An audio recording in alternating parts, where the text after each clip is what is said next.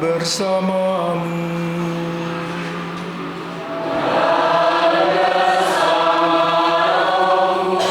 Inilah Injil Yesus Kristus menurut Matius.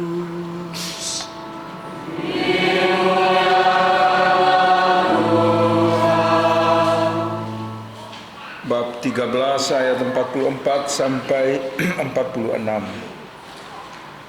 Perumpamaan tentang harta terpendam dan mutiara yang berharga. Hal kerajaan surga itu seumpama harta yang terpendam di ladang yang ditemukan orang, lalu dipendamkannya lagi. Oleh sebab sukacitanya, pergilah ia menjual seluruh miliknya, lalu membeli ladang itu. Demikian pula hal kerajaan surga itu seumpama seorang pedagang yang mencari mutiara yang indah. Setelah ditemukannya mutiara yang sangat berharga, ia pun pergi menjual seluruh miliknya, lalu membeli mutiara itu. Demikianlah sabda Tuhan.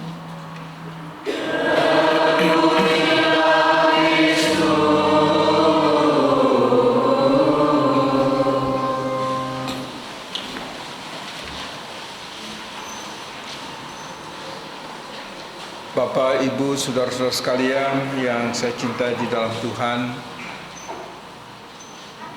di dalam kehidupan ini setiap kita pasti menginginkan sesuatu perubahan dalam kehidupan kita. Dalam doa seringkali orang mendoakan yang baik supaya aku sehat, supaya usahaku berhasil, supaya anakku lulus studi, supaya anakku sukses dalam pekerjaannya. Pokoknya semua yang baik-baik. Semua sukses dunia ini yang selalu kita minta. Segala macam bentuk kemapanan dan keenakan hidup di dunia ini yang selalu kita kejar.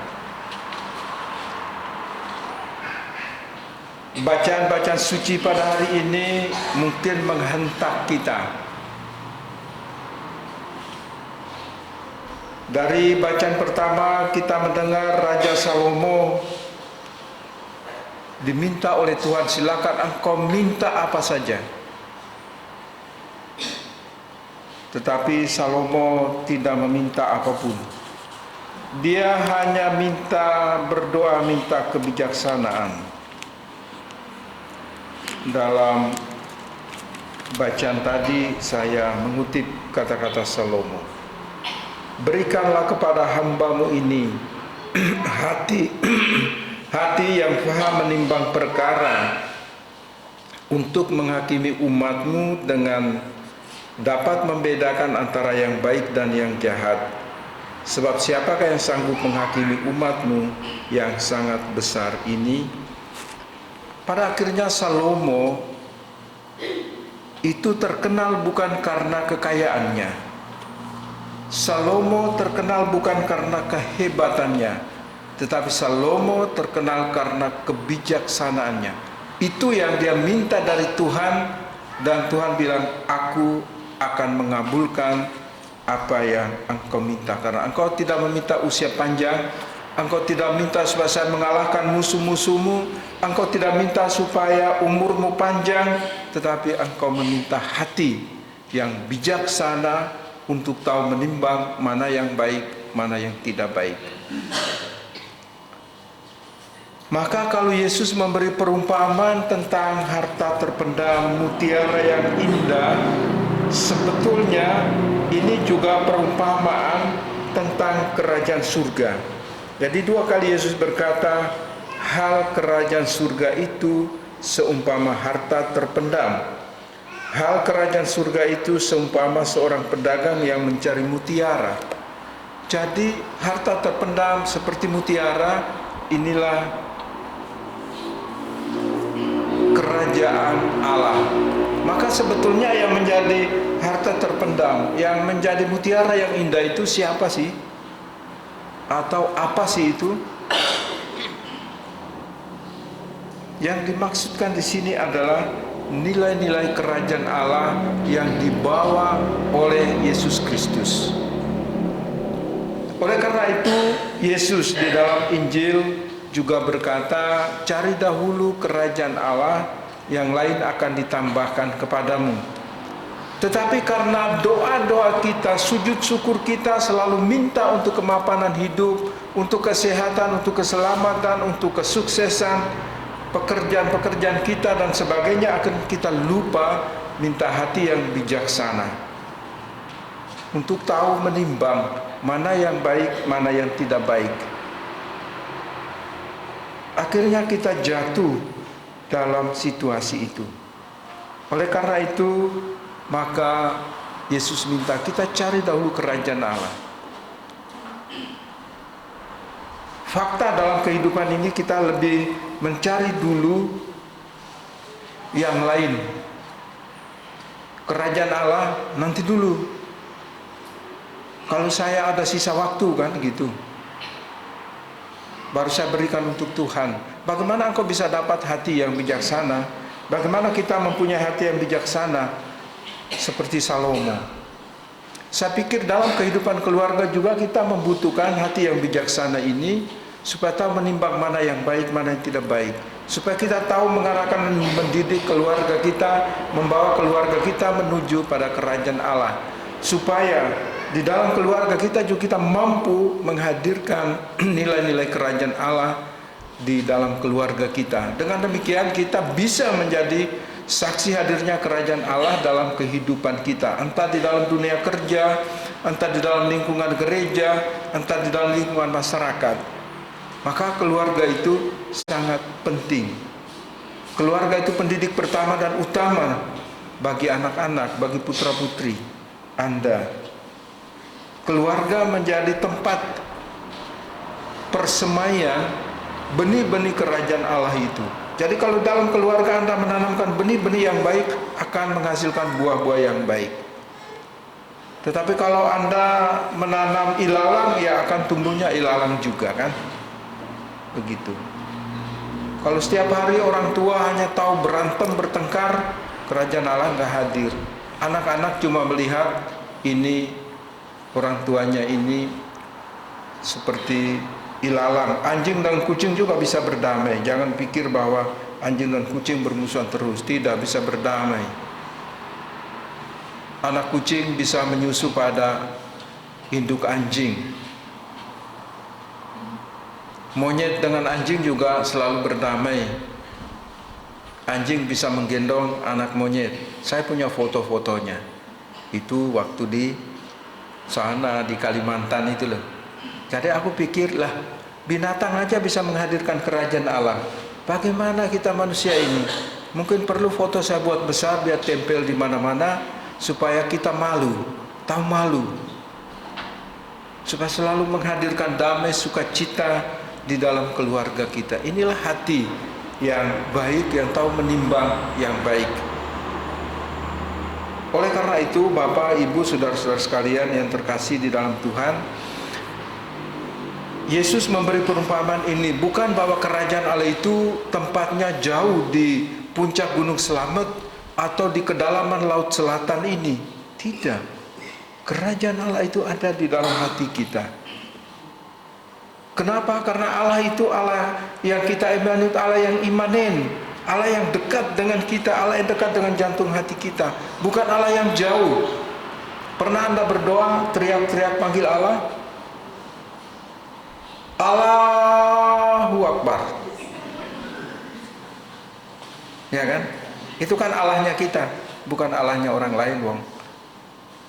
Pernah kamu begitu? Kamu teriak jauh-jauh itu Allah itu ada di situ, di sini nih.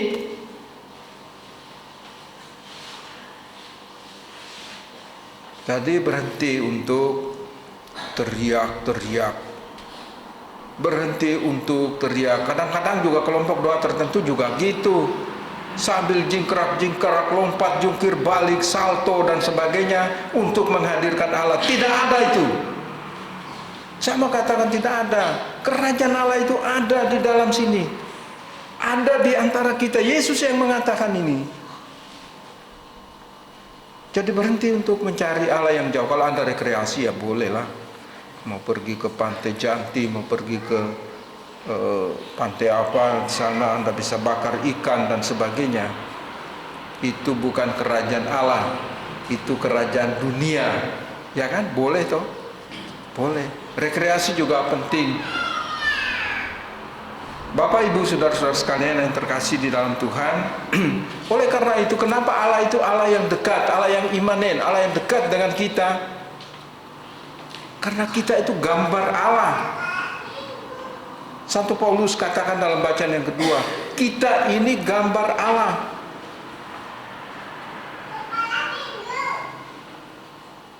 Oleh karena itu maka tidak perlu kita itu terlalu menggebu-gebu untuk cari Allah di luar sana. Allah itu ada di sini. Mungkin sudah berulang kali saya katakan, si A sakit hati, lalu mengalami yang namanya luka batin. Ada yang luka batin di sini? Saya yakin umat saya ini sangat baik, tidak pernah mengalami yang namanya luka batin. Saya sudah membuka klinik saya. Siapa yang luka batin datang, saya mau menyembuhkan dia. Nggak usah pergi ke Ngadireso, nggak usah pergi jauh-jauh sampai ke Cikanyere, mau sampai ke manapun, nggak perlu. Aku juga bisa. Kenapa? Karena kamu yang sendiri yang menyembuhkan luka batin, bukan orang lain. Maka kamu pergi retret, bayar mahal ke sana kemari, pulang tetap juga luka, ya kan? Hati yang luka, ya kan? Sakitnya di sini. Bagaimana kita mau menghadirkan nilai-nilai kerajaan Allah di antara kita kalau kita selalu memelihara benih-benih pertikaian, benih-benih permusuhan? Maka mari Yesus memberi perumpamaan kepada kita, bukan soal mutiara, bukan soal harta terpendam, tapi harta terpendam itu adalah nilai-nilai kerajaan Allah yang harus terus-menerus kita cari dan kita gali dalam kehidupan kita. Kita semua ini pasti punya kelebihan, banyak kelebihan, pasti juga ada kekurangan.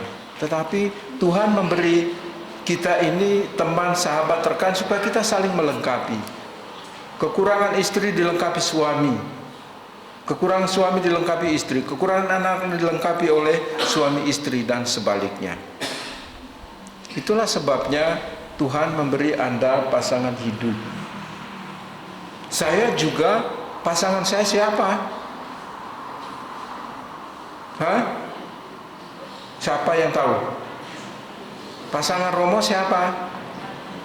Umat. Maka istrinya banyak.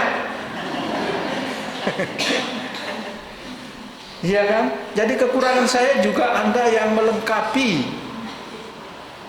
Kadang-kadang juga kan umat menasihati saya, mengingatkan Romo sebaiknya jangan gini, karena nanti risikonya adalah 1, 2, 3. Oke, baik. Saya dengan hati yang tulus ikhlas menyambut dengan sukacita masukan-masukan, usulan-usulan, karena saya sadar bahwa pasangan saya itu umat. Jadi sudah tahu ya. Sudah tahu. Ini umat itu kan Anda menjadi bagian saya. Dalam ME begitu. Dulu saya pikir saya ikut ME. Lah orang-orang punya pasangan suami istri lah. Aku datang sendiri. Siapa pasangan saya ya? Saya lihat kiri kanan. Siapa pasangan saya?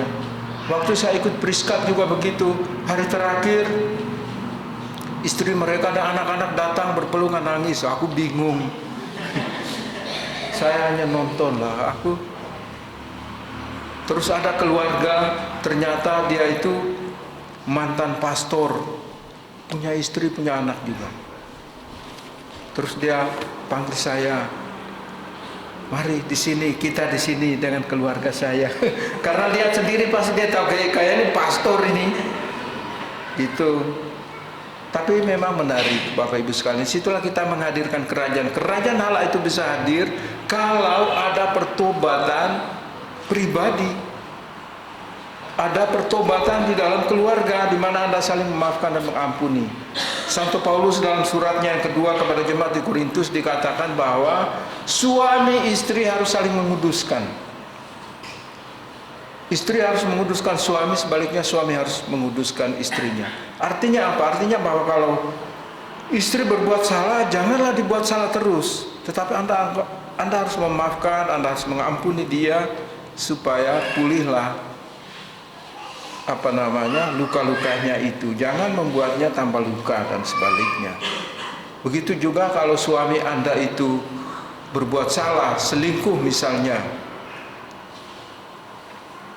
Kalau ngomong selingkuh, wah berat kayaknya dulu ya. Jangan diusir ya kan. Suaminya selingkuh, kok pergi saja, sana, saya tidak mau lagi, ya kan? Jangan seperti itulah. Anda harus menguduskan suami Anda, menyadarkan, mengingatkan dia, memulihkan dia. Dan memang dalam hidup ini kita harus saling memulihkan. Dengan 9 frater ini mereka akan mengucapkan kaul pada tanggal 13 Agustus.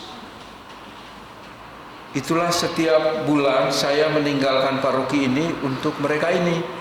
Jadi jangan pikir saya itu dolan loh, ya kan? Buktinya ini ada nih. Tanya mereka, betul Romo Niko itu setiap bulan ke sana? Lalu Romo Magister Novis, Romo Vidi memberi kepercayaan kepada saya untuk membimbing retret persiapan kaul pertama. Dan kami mulai hari Selasa, berakhir kemarin. Lalu saya bilang, pagi ini kita misa penutup sekalian di Banyumas. Siang saya akan menjamu kalian, dan setelah itu saya antar kalian bukan ke tempat peristirahatan terakhir, tetapi saya antar kalian ke stasiun. Saya harus antar di stasiun, takutnya mereka membelot ya kan. Jadi harus saya antar, tanggung jawab moral saya harus antar sampai di stasiun. Baru saya akan telepon Romo Magister, silakan jemput mereka di stasiun Tugu, gitu toh. Kalau saya lepas mereka di sini bisa juga malah belok ke Baturaden apa kemana kan. Jadi ini para frater OMI, bruder OMI, mereka masih sangat muda belia, gagah-gagah juga, ya, gadis-gadis di sini, anak-anak muda di sini. Apakah Anda tidak menyesal dengan mereka ini karena memilih untuk lebih menggali lebih jauh tentang nilai-nilai kerajaan Allah daripada dunia ini? Apakah mereka ini tidak pernah pacaran? Saya yakin pasti pernah pacaran. Senyum-senyum mereka ini kan. Nggak apa-apa, itu hal yang manusiawi kok. Mereka normal. Mereka ini bukan orang-orang dikebiri, ya. Mereka sangat-sangat normal.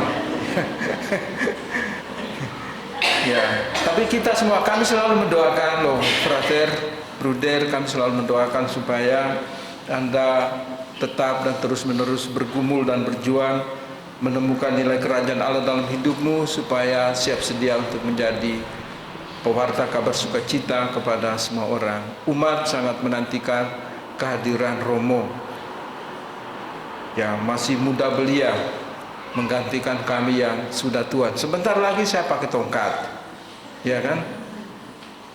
Tapi karena tidak ada yang lain lagi, peribahasa bilang tidak ada rotan akar pun jadi. Tapi jangan takut, mereka ini masih energik, masih luar biasa. Kita berdoa Bapak Ibu sekalian supaya 9 novis ini mereka akan mengucapkan kaul pertama, mudah-mudahan sampai kaul kekal, dan supaya mereka menjadi imam-imam bagi gereja semesta dimanapun mereka diutus. Mari Bapak Ibu Saudara-saudara sekalian, kita bangkit berdiri menegaskan iman kita dengan mendoakan syahadat para rasul. Aku percaya akan Allah,